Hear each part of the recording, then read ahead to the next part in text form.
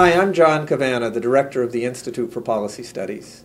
IPS turns ideas into action for peace, justice, and the environment. For 45 years, IPS has provided key research, analysis, and support for a wide range of dynamic social movements, including civil and human rights, women, peace, environment, and global justice. Today, a great opening for significant change exists in our nation and across the globe. Yet serious obstacles exist for bringing fundamental changes to Washington. IPS approaches this challenge with a strong and diverse staff, a wide array of grassroots partners, deep ties with the Congressional Progressive Caucus, and our Cities for Peace network of local elected officials. Here's a snapshot of 4 key initiatives IPS will be engaging in over the next year as we seek to take advantage of this unique time.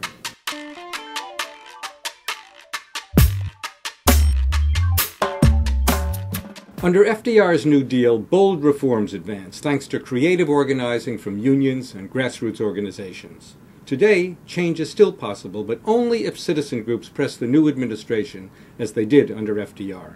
Providing innovative ideas for action, IPS is releasing an edited volume, Mandate for Change, Policies and Leadership for 2009 and Beyond.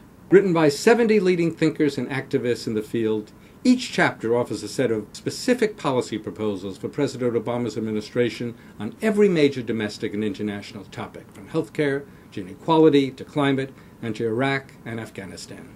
Above all, I will ask you to join in the work of remaking this nation the only way it's been done in America for 221 years.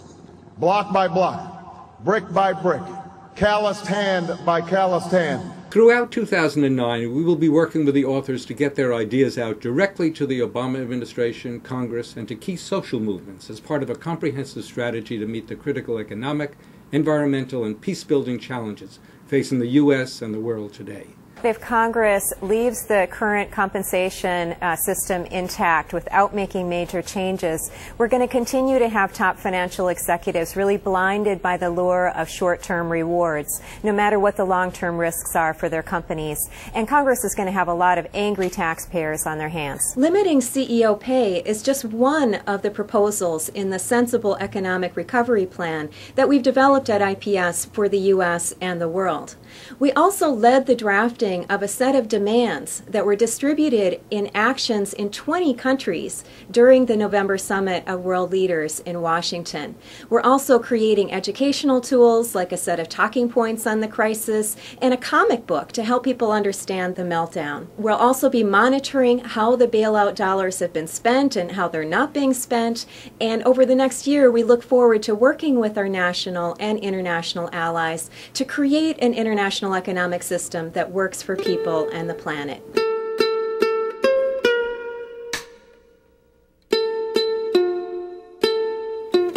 Since 9/11, the U.S. has pursued a foreign policy dominated by military force. We now spend more on our forces than at any time since World War II. 90% of our foreign policy and security resources are now devoted to the military.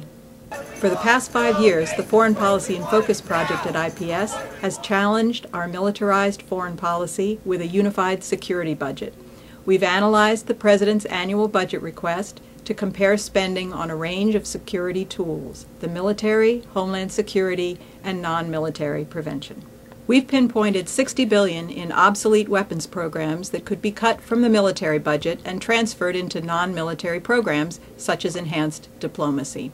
Our unified security budget is being used by key leaders in Congress to help build a thoughtful and strategic campaign to actually cut military spending in 2009.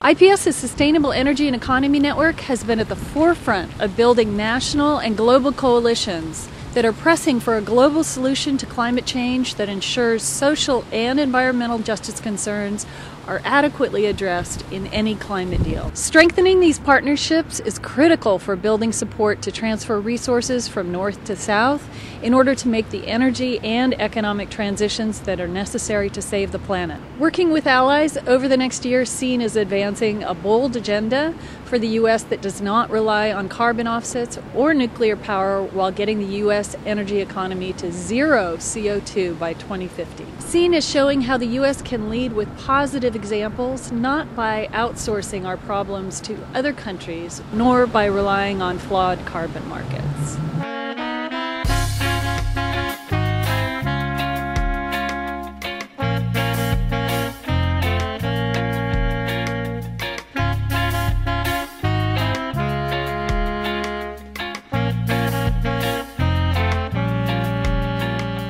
I think that when you look at the motion of history, every now and then a door or window opens. And I feel that that's where we are right now. We've heard a lot about change. We've heard a lot about how we need to improve conditions in our society. We know we have to change our foreign policy. We know that we need health care. We know that poverty is a major issue in our society. Well, how do we go about solving these things? We just don't go out in the streets and try to organize people. We first have to have ideas. And I think that when we look at the Institute for Policy Studies, for over 40 years, this institution has been in the forefront of presenting new ideas to the progressive movement.